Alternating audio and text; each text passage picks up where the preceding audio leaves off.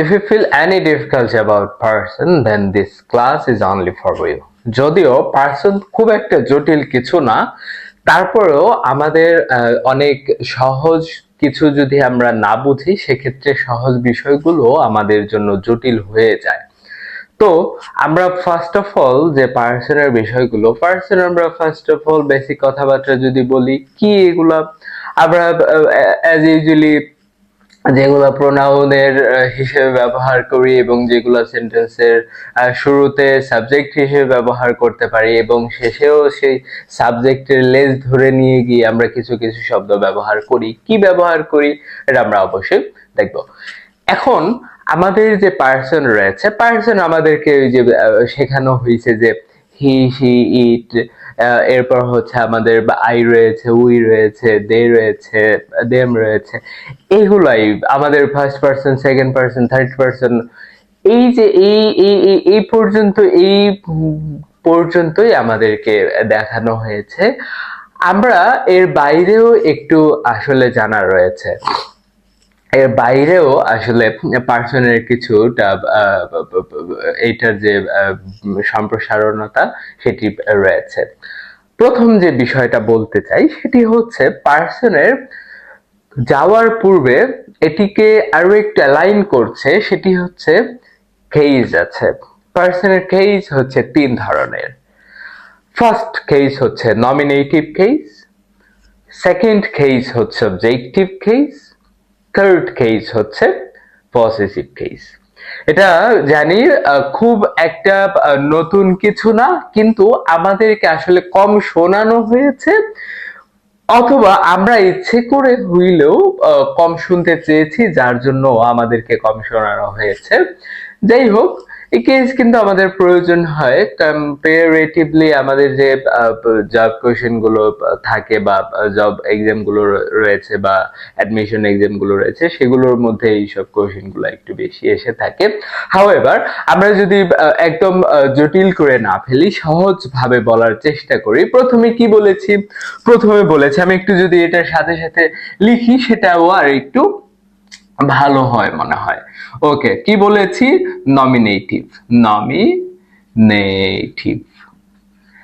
Nominative case. এটাকে আরো একটু ক্লিয়ার করি যদি, নমিনেটিভ কেসটা হচ্ছে একটা সাবজেক্ট হিসেবে যেগুলো ব্যবহার আমরা করে থাকি। সাবজেক্ট হিসেবে আমরা কি ব্যবহার করি?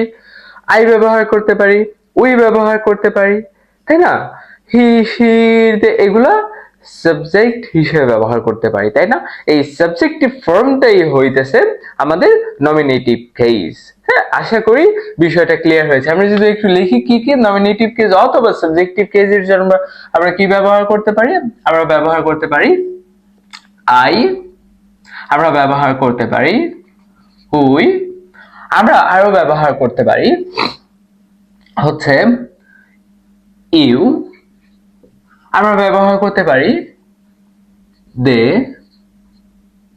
ইট।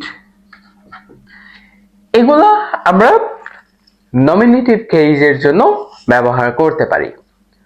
অপরদিকে আমরা যদি আরো একটু আগাই, সেকেন্ড কেসটা কি আছে? সেকেন্ড কেসটা আমরা বলেছিলাম সেটা হচ্ছে অবজেক্টিভ ফর্ম। অর্থাৎ যখন এই যে সাবজেক্টের যে ফর্মগুলো আমরা ব্যবহার করি, যেগুলো সেন্টেন্সের শেষের দিকে আসলে আমরা বসতে দেখি যে ওয়ার্ডগুলা। আমি যদি একটা কথা বলি, ধরো যে এখানে সাবজেক্টিভ ফর্ম কি ব্যবহার করা হয়েছে? দে ব্যবহার করা হয়েছে, রাইট? আমরা কি বলেছি? অবজেক্টিভ ফর্মটা কোথায় আমরা বসাইতে দেখি, অথবা আমরা কিন্তু অবজেক্টিভ ফর্মটা অনেকবার শুনি, অবজেক্ট হিসেবে ব্যবহার করতে পারি বা শুনেছি সবসময়ই। যেমন দে যদি সাবজেক্টিভ ফর্ম হয়, আমাদের নমিনেটিভ ফর্ম হয়, সেক্ষেত্রে এটার অবজেক্টিভ ফর্ম কি হবে? দেম হবে, তাই না? আমরা যদি প্রত্যেকটার ক্ষেত্রে লিখি কেমন হয় বিষয়টা? কি সাবজেক্টিভ ফর্ম দেওয়ার পরে আসছে অবজেক্টিভ ফর্ম,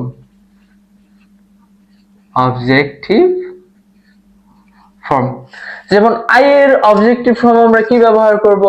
আই এর অবজেক্টিভ ফর্ম আমরা ব্যবহার করব হচ্ছে মি। উই এর অবজেক্টিভ ফর্ম কি ব্যবহার করব আস। ইউ এর অবজেক্টিভ ফর্ম আমরা ইউই ব্যবহার করব। দে এর অবজেক্টিভ ফর্ম আমরা দেম ব্যবহার করব। ইট এর অবজেক্টিভ ফর্ম আমরা ইট ব্যবহারই করব। আচ্ছা, আমরা এখানে হি লিখতে পারি, শি লিখতে পারি, যেটা সাবজেক্টিভ ফর্মে ছিল।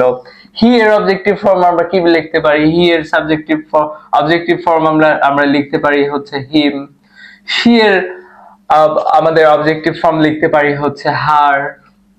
ঠিক আছে, এটা এক কথায় যদি বলি, এক কথায় খুব সহজভাবে বলে ফেলি, সেটি হচ্ছে সেন্টেন্সের প্রথমে যে শব্দটা, যাকে আমরা বা যার সম্পর্কে আমরা তথ্য দিচ্ছি বা পাচ্ছি, সেটাই হইতেছে আমাদের নমিনেটিভ কেসের অন্তর্ভুক্ত এবং কর্ম বলে না, এক কথায় কর্ম বলে। বাংলায় এটাকে কর্ম বলে। অবজেক্ট শুনেছি অনেকবার, হ্যাঁ, সেই অবজেক্টিভ ফর্মটাই হইতেছে আমাদের সাবজেক্টিভ ফর্মের অবজেক্টিভ বা কর্ম হচ্ছে কি, কর্তার যে কর্ম, সেইটা হবে হচ্ছে অবজেক্টিভ ফর্ম। এই ওয়ার্ডগুলা অ্যাজ ইউজুয়ালি আমরা বসতে দেখি হইতেছে এন্ড অফ দ্য সেন্টেন্সের শেষের দিকে আমরা বসাইতে দেখি বা বসে।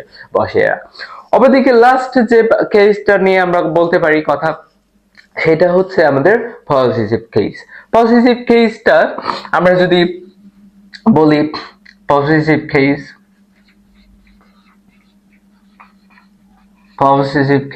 ওকে, পজিটিভ কেস যদি আমরা প্রত্যেকটা সাবজেক্টিভ ফর্ম থেকে এনে লিখি, সেক্ষেত্রে আমাদের জন্য আরো একটু ক্লিয়ার হয় কি বিষয়টা।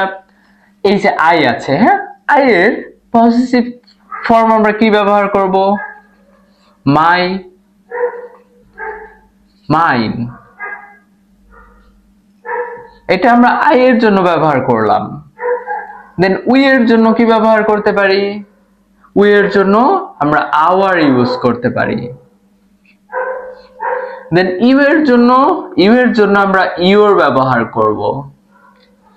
অপরদিকে যে দে রয়েছে, দের জন্য আমরা দেয়ার ব্যবহার করব অথবা দেয়ারসও ব্যবহার করতে পারি। ইটের জন্য আমরা এখানে ইরস ব্যবহার করব। আমরা হির জন্য হিস ব্যবহার করব। আমরা এখানে শি এর জন্য হার ব্যবহার করব। এখানে আমরা হার ব্যবহার না করলে হারসও ব্যবহার করতে পারবো, যেগুলা আমাদের কি এই পসেসিভ ফর্মের জন্য ব্যবহৃত হয়ে থাকে। আশা করি আমাদের পার্সনের যে কেসগুলো রয়েছে, সেই কেসগুলো আপনারা এতক্ষণ স্টাডি করে বুঝতে পেরেছেন। এখন আমাদের এক্স্যাক্টলি ছোটবেলা থেকে যেটা শিখে আসছি, সেটা যদি আরেকটু রিক্যাপ করি, তাহলে আপনাদের জন্য আরো ক্লিয়ার হয় কি আমাদের ওই যে পার্সন অনুযায়ী সেটা যদি আমরা আরেকটু আইডেন্টিফাই করার চেষ্টা করি। ওকে, আমাদের পার্সন হচ্ছে তিনটা পার্সন। কি কি? আমাদের first person, second person and the last one is third person, right?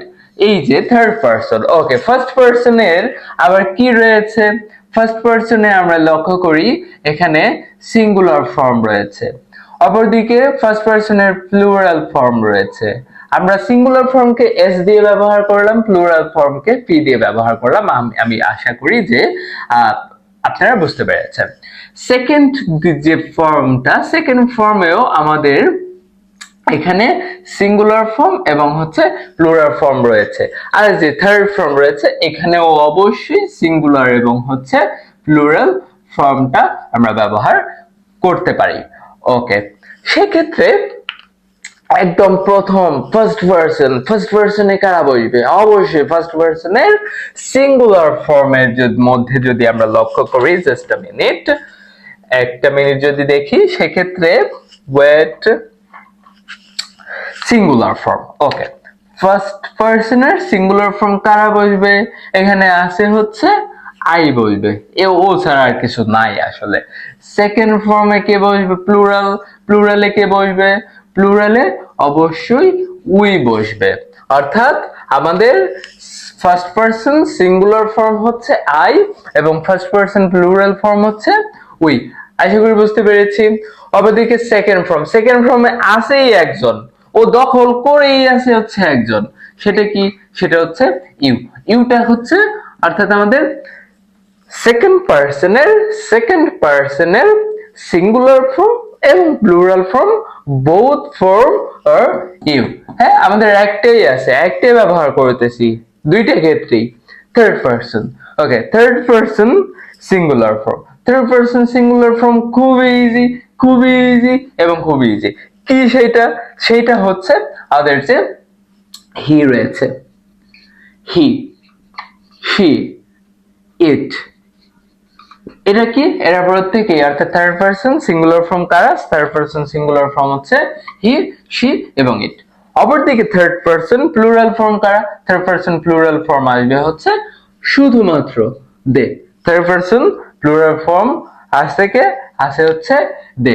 আশা করি পার্সনের যে কেস স্টাডি আপনারা করলেন এবং এটার যে পার্সনের যে বিভিন্ন ফর্মগুলো আপনারা দেখলেন, অবশ্যই আপনারা ক্লিয়ার হয়েছেন। এটা নিয়ে আর কোনো সংশয় থাকলে পরে অবশ্যই জানাবেন। প্রয়োজনে আমরা নেক্সট কোনো ক্লাসে পার্সন নিয়ে আরো ডিটেইলসে কথা বলতে পারি এবং কোনো এক্সাম্পল নিয়ে কথা বলতে পারি যদি আপনারা না বোঝেন। আশা করি বুঝতে পেরেছেন। এটা তো একদমই প্রথমে বলেছি খুবই সহজ, বুঝলে পরে যে কোনো কঠিন জিনিসও খুব সহজ মনে হয়, আর না বুঝলে আসলে খুব সহজ জিনিসও আমাদের কাছে খুবই ডিফিকাল্ট মনে হয়। হাউএভার